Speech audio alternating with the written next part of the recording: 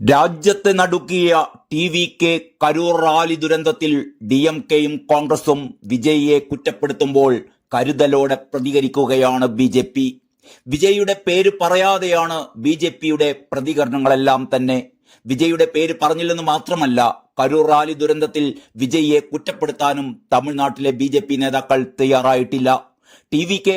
NDAക്ക് ഒപ്പം ചേരുമെന്ന പ്രതീക്ഷയാണോ BJPയുടെ മൗനത്തിന് കാരണമെന്നാണ് ഉയരുന്ന ചോദ്യം. വിജയിയും ടി.വി.കെ. നേതാക്കളുമാണ് ദുരന്തത്തിന് ഉത്തരവാദികളെന്ന് DMK കുറ്റപ്പെടുത്തുന്നു.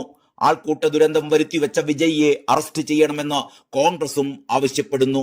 എന്നാൽ ഈ സമയത്താണ് തങ്ങൾക്കെതിരെ പ്രസംഗത്തിലെല്ലാം വിമർശനം ഉന്നയിച്ച വിജയ്ക്കെതിരെ BJPയുടെ മൗനം. ദുരന്തത്തിൽ പ്രതികരിച്ച BJP ദേശീയ നേതാക്കൾ ആരും വിജയിയുടെ പേരെടുത്ത് പറഞ്ഞില്ല. തമിഴ്നാട് BJPയിലെ കരുത്തനായ നേതാവ് അണ്ണാമലൈ ദുരന്തം പോലീസിന്റെ പിടിപ്പുകേട് എന്നാണ് കുറ്റപ്പെടുത്തിയത്.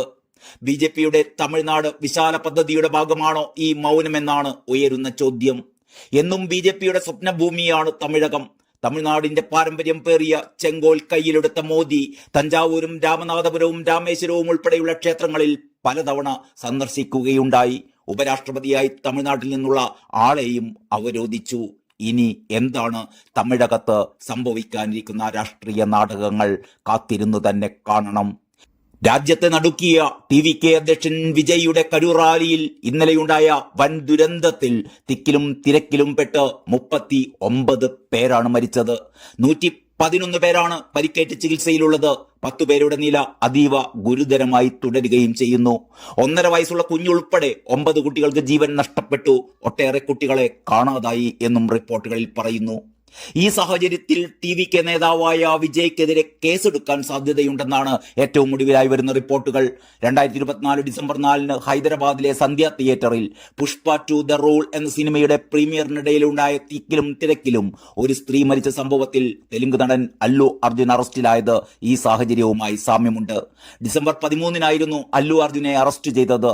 അല്ലു അർജുനെതിരെ ഭാരതീയ ന്യായ സംഹിത അതായത് BNSലെ 105, 118, 1 വകുപ്പുകൾ പ്രകാരമായിരുന്നു കേസെടുത്തിരുന്നത്.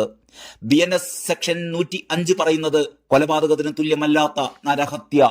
അത് കൈകാര്യം ചെയ്യുന്ന വകുപ്പാണിത്. കൊല്ലണമെന്ന ഉദ്ദേശത്തോടെയോ മരണം സംഭവിക്കാൻ സാധ്യതയുണ്ട് എന്നറിഞ്ഞുകൊണ്ടോ ചെയ്യുന്ന പ്രവൃത്തികൾ മൂലമാണ് മരണം സംഭവിക്കുന്നതെങ്കിൽ ഇത് ഗുരുതരമായ കുറ്റമാണ്. ഈ കേസിൽ പൊതുപരിപാടിയിൽ ജനക്കൂട്ടത്തെ ശരിയായി കൈകാര്യം ചെയ്യുന്നതിലെ വീഴ്ചയും ആവശ്യമായ മുൻകരുതലുകൾ എടുക്കുന്നതിലെ അലംഭാവവും ഈ വകുപ്പ് പ്രകാരമുള്ള അശ്രദ്ധയുടെ രൂപമായി കണക്കാക്കപ്പെടുന്നു.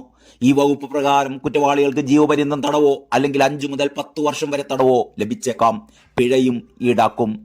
BNS സെക്ഷൻ 118 പറയുന്നത് അപകടകരമായ ഉപകരണങ്ങളോ മറ്റു മാർഗങ്ങളോ ഉപയോഗിച്ച് ഒരാൾ മറ്റൊരാൾക്ക് മനഃപൂർവ്വം ദോഷം വരുത്തുമ്പോൾ ഈ വകുപ്പ് ചുമത്തും. ഈ വകുപ്പ് സാധാരണയായി ശാരീരിക ദ്രോഹത്തെയാണ് സൂചിപ്പിക്കുന്നത്.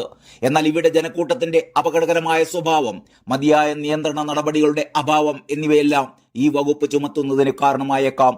ഈ വകുപ്പ് പ്രകാരം കുറ്റക്കാരനാണ് എന്ന് കണ്ടെത്തിയാൽ 3 വർഷം വരെ തടവോ 20,000 രൂപ വരെ പിഴയോ അല്ലെങ്കിൽ രണ്ടും കൂടിയോ ആണ് ലഭിക്കുന്നത്.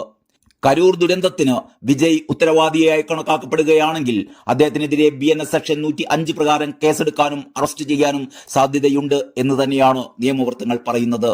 ഈ 2 വകുപ്പുകളും പോലീസിന് വാറന്റ് ഇല്ലാതെ അറസ്റ്റ് ചെയ്യാൻ കഴിയുന്ന കുറ്റകൃത്യങ്ങളുമാണ്.